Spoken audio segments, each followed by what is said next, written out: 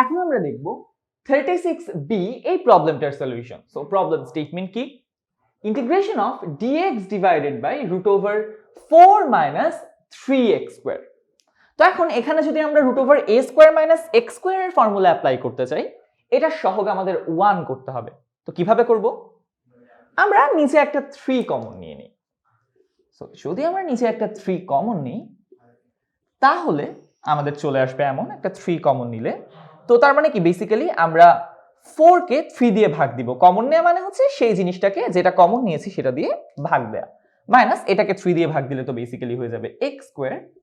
Right, এখন আমরা 3 টাকে বাইরে নিয়ে আসব, তাহলে চলে আসবে 1/3। বাইরে চলে আসলে √3 হয়ে যাবে। So 1/√3 integration of dx divided by 4/3 x square. রুটের ভেতর এখন থাকবে 4/3। 4/3 কে আমরা লিখতে পারবো 2/√3 whole square minus x square.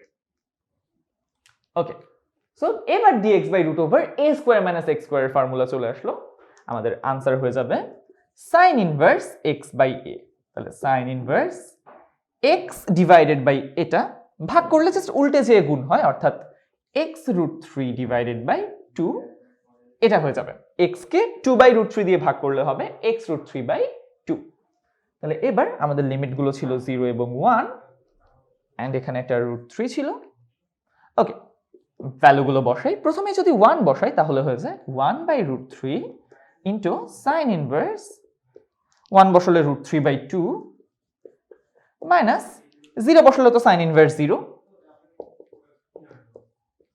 Right, তার মানে থাকে হচ্ছে 1/√3 ইনটু sin ইনভার্স √3/2 এর ভ্যালু হচ্ছে π/3 মাইনাস 0। অতএব আমাদের ফাইনাল आंसर থাকে π/3√3। √3 গুণ হয়ে যায় π/3√3। তাহলে এটাই হচ্ছে আমাদের এই প্রবলেমের সলিউশন।